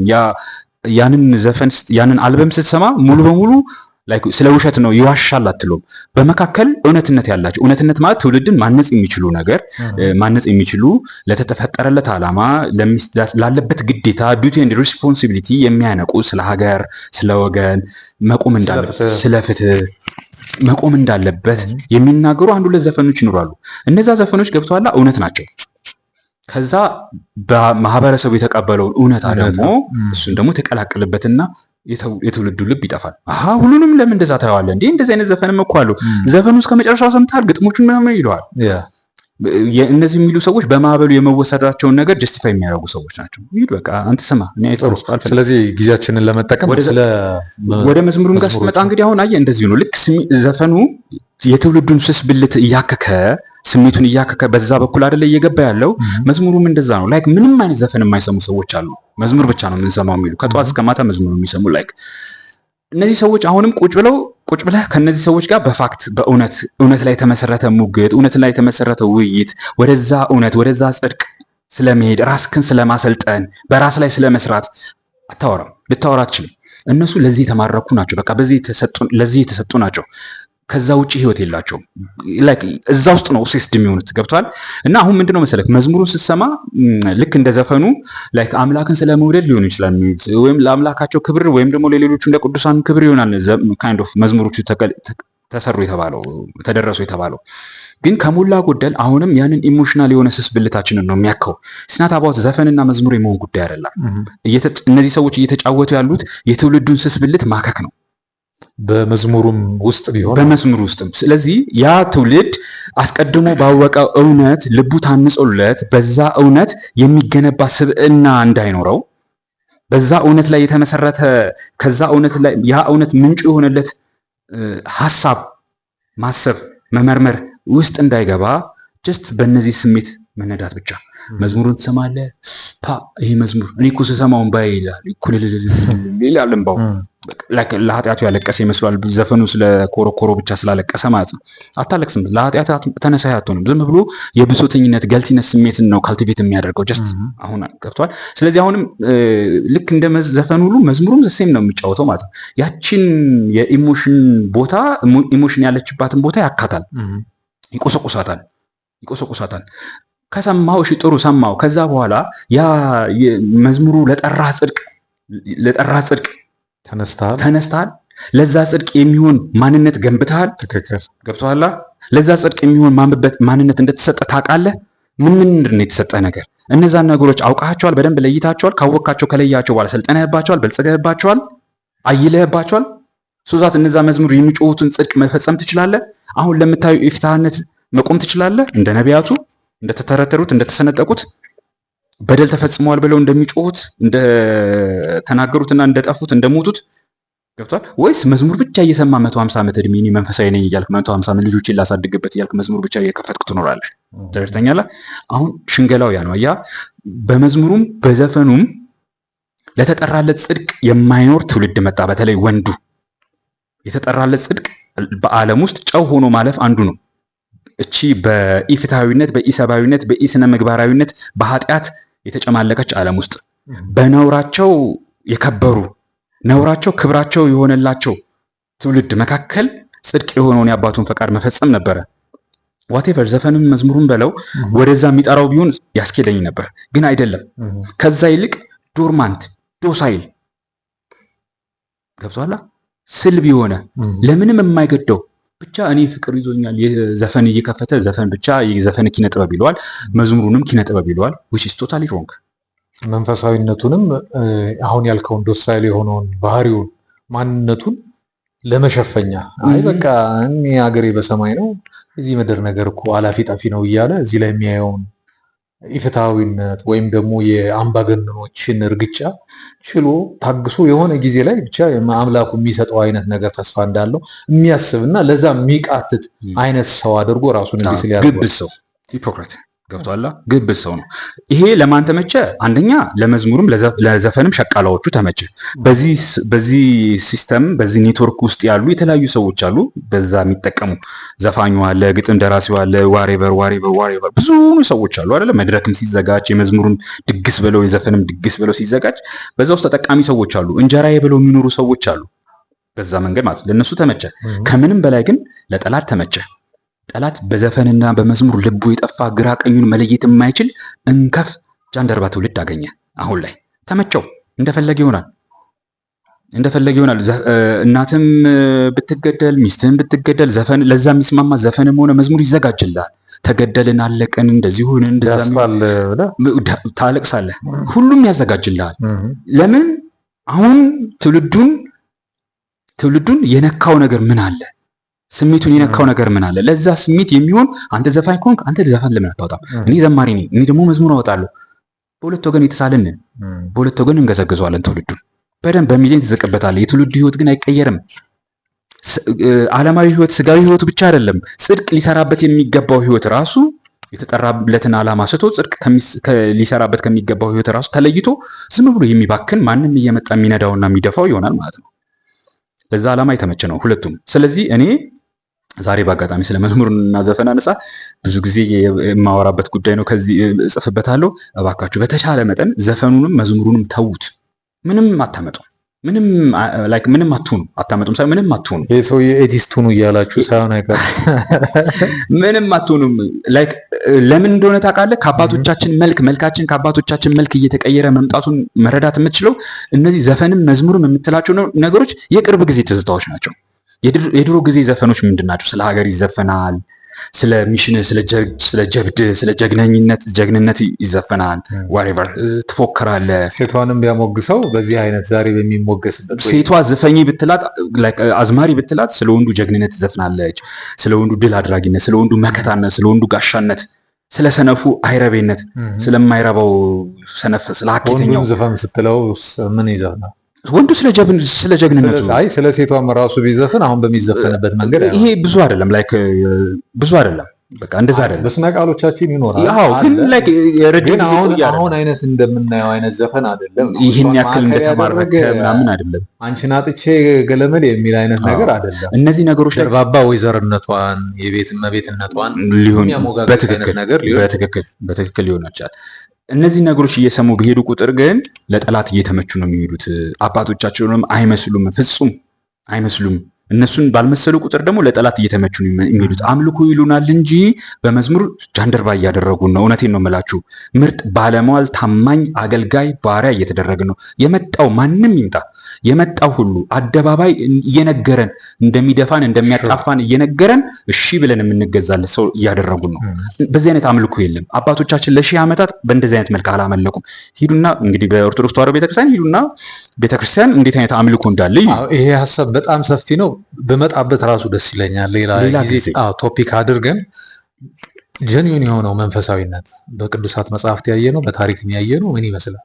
አሁን አንተ የምትለው ነው ወይስ ደግሞ አሁን እንደሚነግሩ እንደሚያሳዩ የሚያስተምሩን ነገር ነው ወይ አፍን ለጉሞ መኖር ነው የሚለውን ነገር እኛ በገባልክ ብንመጣው ጥሩ ነው። መጨረሻ ላይ ግን አሁን ሁለቱንም ገጽታዎች ስላየን ዘፈኑንም መንፈሳዊ የሚባለውን መዝሙሩንም ስላየ ምን አይነት ሰዎችን ነው መስማት ያለብን? ለምንድን ነው ይሄንን ያነሳውልህ?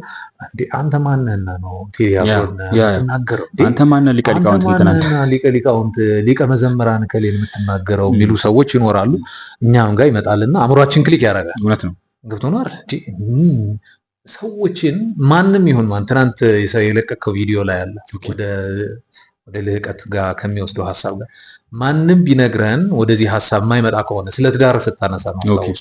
ስለ ትዳር ስታነሳ እኔ ሞኝ አይደለሁም ይሄን ያክል ዘመን ያልሰራሁን መንገድ ዝም ብዬ የሚከተለው ብለህ የጠቀስከው ነገር አለና ማንን ነው መስማት ያለብን? ታዋቂ ሰው ስለሆነ እከሌና እከሌ የሚባል በሚሊዮን የሚቆጠር ብር ስለዛቀ ወይም ደግሞ እንዳልኩ በመንፈሳዊ አስፔክት ደግሞ በጣም የተከበረ ከሰማይ የከበደ ሰው ስም ስላለው ነው ወይስ በምን መመዘኛ እና አንጻር ወንፊት ነው ሰዎችን እየመዘንን መስማት ያለብን? መመዘኛችን አልጠፋም ነበረ አለም። ግን በጣም የከበደን ነገር ምን እንደሆነ ታውቃለህ? ለአስመሳይነቱ ልክ ጠፋው። አስመሳይነቱ በቃ ከእውነታው ጋር መለየት እስኪያስቸግር ድረስ ሆነ። አስመሳይነት አዲሱ እውነት ሆነ። እውነታው አዲሱ እውነት ሆነብን። ሰዎች አስመሳይነታቸው የሆነ ቦታ ላይ ታገኛቸዋለህ አይደለ? አሁን መለየት እስኪያዳግት ድረስ በጣም እየረቀቀ መጣ አስመሳይነቱ እና በጣም ከባድ ነው አሁን ላይ። ለምን? አንደኛ አስመሳይነቷ፣ ሁለተኛ ነገር ደግሞ እኛ ራሳችን አንድ ነገር እውነት ነው አይደለም የሚለው ነገር የትኛውን ነገር ልከተል የሚባለው ነገር የምንመረምርበት አእምሯችን ራሱ የምንመረምርበት አእምሯችን ራሱ መነሻ ልቡ ምንድን ነው? መነሻ ልቡ አስቀድሞ አልጠፋም ወይ? መልቆ አልጠፋበትም ወይ? ገብቶሃል? በዘፈንና አሁን እንዳልነው በመዝሙር እንደዛ ሌላ ጥግ ላይ በስሜት ከክ ላይ ያለህ ከሆንክ እንዴት አድርገህ እውነቱን ለመመርመር ትችላለህ? የመጣበት መንገድ በጣም ሩቅ ነው። ስለዚህ ወደ እውነት መጀመሪያ መመለስ አለብህ። እነዛን ሰዎች ከመዳኘት በፊት ትክክለኛውን እውነት እንደው ያ እውነተኛ አምላክ ይግለጽልኝ ብለህ ወደዛ እውነት መምጣት አለብህ። በተለይ ደግሞ ተፈትነው ያለፉ የአባቶችን ፈለግ መፈለግ አለብህ። ይሄ ዛሬ መጥቶ ብዙ የሚደሰኩርልን ሰው አብዛኛው ቢዝነስ ሆነ ገበያ ሆነ የኑሮ ምክንያት የምንመዝንበት ነገር ከሌለው ወደ አባቶቻችንም ታሪክ ልንሄድ ስንል አሁን የምናውቀው የጠፋ ነው አልክ። አእምሮ የጠፋ ነው ወይ ልቦናው መመዘኛው የጠፋ ነው።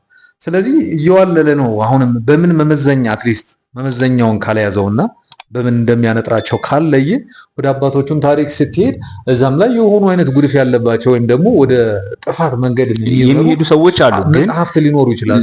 ሊሆኑ ይችላሉ። ግን ምንድነው መሰለክ ተንጓለው ከብዙሃኑ ውስጥ የወጡ ሰዎች አሉ። ተንጓለው ወደ ዳር የወጡ ሰዎች አሉ። ተንጓለው የብዙሃኑ አርአያ ሆነው የመጡ ሰዎች አሉ። በምርመራ አንተ በእውነት ፍለጋ ለአንተ በምትረዳው ልክ ያ ይገለጣል፣ ይመጣል። እውነትን ስትፈልግ እውነት ራሷን አትደብቅም። እውነት ራሷን ትገልጻለች። አንተም ታገኛታለህ የምር ስትፈልግ ማለት ነው። በእንደዚህ አይነት መልክ ዛሬ ላይ ግን እኔ ከባድ ይሆናል የምልክ ብዙዎች አስመሳይ ይሆንን አስመሳዮች ነን። እናስተምራለን የምንለውን እናስተላልፋለን የምንለውን መልእክት አንወክልም። ግብዞች ነን። አስሎንጋስ ገንዘብ እስካገኘንበት ዝና እስካገኘንበት ድረስ ያ ነገር ይቀጥላል። ይሄ ለትውልዱ በጣም አስቸጋሪ ሆነ። ለትውልድ እና አስመሳይ አሁን ላይ እውነት የሚባለውን ነገር ለመለየት ይከብዳል። ለምልህ በቃ ከእውነት ውሸተኛው ነገር ሐሰተኛው ነገር ከእውነት ጋር ኦልሞስት አይደንቲካል እየሆነ ተቸገረ። በጣም ረቂቅ እየሆነብን ተቸገረ። እየተራቀቀ መጣ ዘመኑ።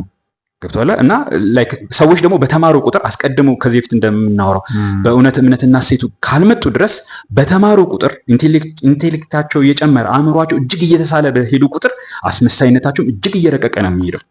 ገብቶሃል? ሐሰተኛው አስመሳዩ አባት ታውቀዋለህ፣ ሰይጣንን አይደለ? የብርሃናዊ መልአክ እስኪመስል ድረስ ራሱን ያስመስላል ተብሏል።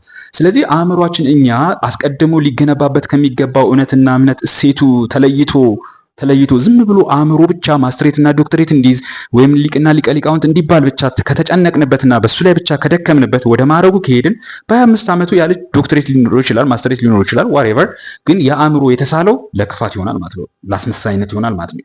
የትኛውንም ትውልዱ ሊቀበለው የሚችለውን ነገር ይቀበለኛል ያለውን ነገር ሳይሆነው ፍጹም ግን አስመስሎ ሊቀርብ ይችላል። እና ዛት ቺቲንግ ፓርት፣ ያ ነው ቺቲንግ ፓርት። ምንድነው ልናደርግ የምንችለው? ልጆቻችንን ታሪክ እናስተምራቸዋለን። ከዛ ታሪክ ጋር ተገናኝቶ እሴቱን እንዲያውቁት የአባቶቻችንን ታሪክ እንዲያውቁት እንነግራቸዋለን። ስንነግራቸው ስለ ክብር መኖር ዝም ብሎ ረቂቅ እውቀት ብቻ የሚባል ነገር አይደለም።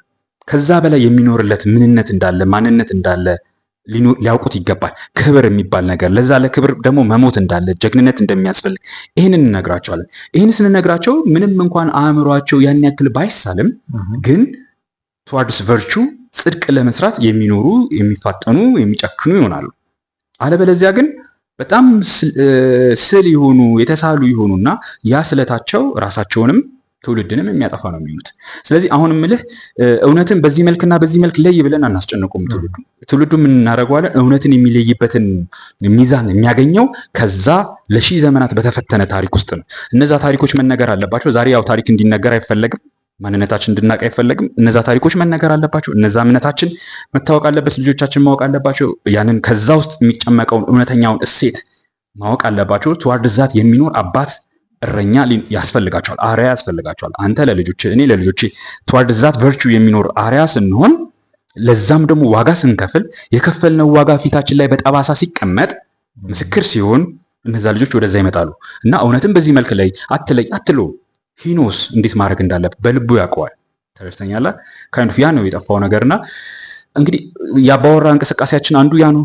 ወደዛ ነው የሚሄደው። ትውልዳችንን ማንቃት ነው። በተለይ ከታች የሚመጡት ጁኒየሮቻችንን ታናናሾቻችንን መታደግ ነው። አላይ ያለው ብዙም ተስፋ አይደረግበትም። ታች ያሉትን መታደግ ነው። እንደዛ ነው የምናደርገው እንግዲህ ወደፊት። በጣም ጥሩ። ሌላ ተጨማሪ ሀሳብ ከሌለ እኔ ጨርሻለሁ። የዛሬውን አይ ቲንክ ይብቃን፣ እዚህ እንጨርሳለን። እናመሰግናለን። ጥያቄያችሁን ያስቀምጡልን፣ አስተያየታችሁን ያስቀምጡልን ከዚህ ጋር በተያያዘ ጥሩ